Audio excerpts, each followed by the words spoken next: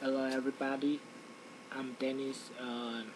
I just made a piece of software using Microsoft Access, and I want you guys to have a look. It can really help you making an analysis. So first of all, I will introduce you to this software. I call it cost and profit analysis. As you can see, it's on the top right here. And this software is like if you want to know how much you should price a product, that you can also make a profit once you price the product at that price. So let's look at it. This is the markup rate, your discount amount or rate column. We have unit quantity. We have inventory cost. That's right here. We have supply cost, freight cost, manufacturing overhead cost, direct labor cost, direct material cost, other cost. So you can see from inventory cost to direct material cost is called, it could be fixed, so you might name that fixed cost. Put the cost here. And then other can be a variable cost. Maybe as something goes up, you need to plug in more amount as you buy it from different sources, location, yeah, something like other cost. Okay, don't worry about this side. From here all the way to here, don't worry about it. Let's go to the analysis part. So this is the analysis part that you got to pay really close attention to. You have your total cost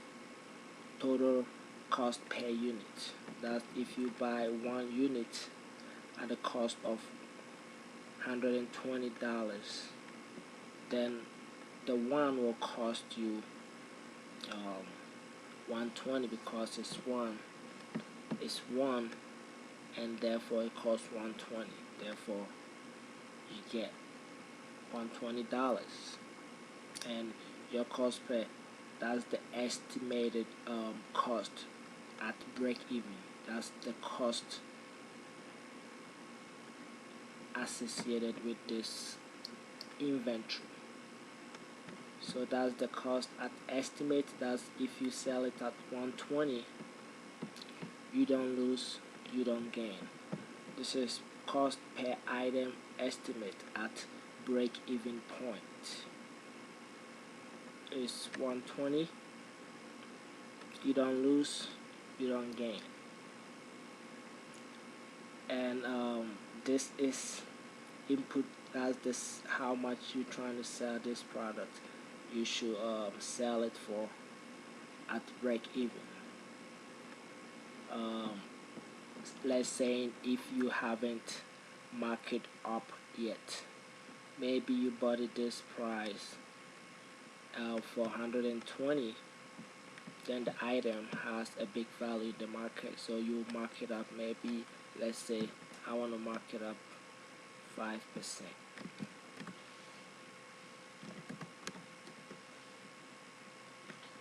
Therefore, as you can see, this input selling price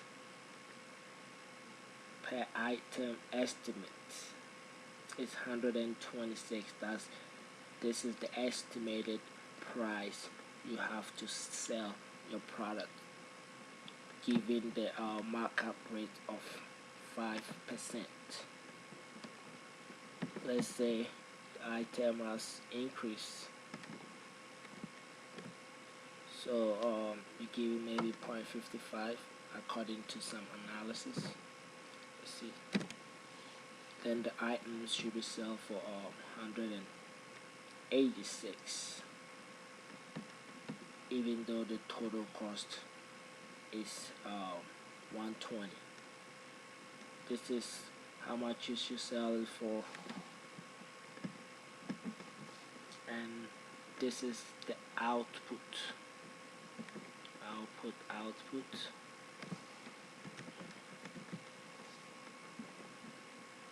Output profit per item. This is how much you have profit from buying 120 item, then selling it for 160. You've gained $66 in profit. So this is how much you should sell for your revenue. Total output revenue. Total cost output is 120, which is how much you bought it for. Total cost, it cost you for buying this item and doing maybe including supply cost, freight cost, all of this cost 120. So this is the cost output, 120, and this is the profit and loss. That here in this case you have profit $65, and this is the rate at which if you put $0.55, 55% times 120, you will get $66. That's the your profit rate. Shows also right here. So this is my piece of software that I developed, and let's do some more analysis. Maybe the unit was 2, but it cost you same 120. Therefore cost per item is $60, as you bought one item for $60. You bought 2, cost you 120. 120 divided by 2 is $60. This is what right here. Okay, and maybe it costs you $10 to ship it. Let's see. Therefore, look, your total cost has increased to 130. The item cost you 120. You had a transportation cost of $10. Therefore, it's 130. And this is how much one item should sell in order to get this 130. Also, this is how the estimate is telling you to sell an item for 175 cents per item, which means you're going to make $35.75 on the profit per item. You're gonna make this revenue if you sell 2 item at $100.75. You're gonna make this amount. This how much it cost you, the total cost it cost you to get the item, and you have gained this much in profit, considering, and your profit rate is 55, which is also here. Maybe you give the person a discount. Let's put in a discount in. Let's say you take like $3 off the amount. Maybe you should give the person, or the person you bought it from gave you a discount. It could be you giving somebody a discount, or where you bought your item from got a discount. Maybe you got it for $3. If you gave the person $3 in discount, your money, your $100.75 before will decrease by $3, which is over here. Let's put in a 0 here. See, it's back to $100.75. Let's take $3 from it, giving the person a discount. Ooh, look, some numbers have changed. This have changed, this have changed, this have changed, but this stays the same. Why? This is the reason why we suppose maybe we weren't supposed to give a discount if we weren't to. Therefore, we will make our money. We get our 100% here, and also 100% here, because they are equal to, you know what I mean, 55. But once we take $3 from it, this comes back to 90. This is how much we should sell an item for if we give them a discount of $3. And here,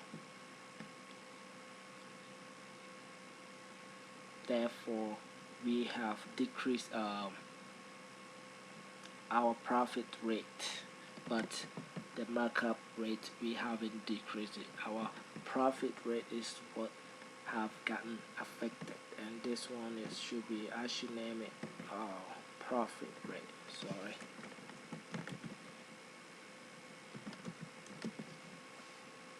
And that's that. You get $65.50 in profit. This is the rate at which you are getting this from. That means if you take this rate, you multiply by this, you get this amount. That's per one item. That's per one item. But per two, you gotta do it then.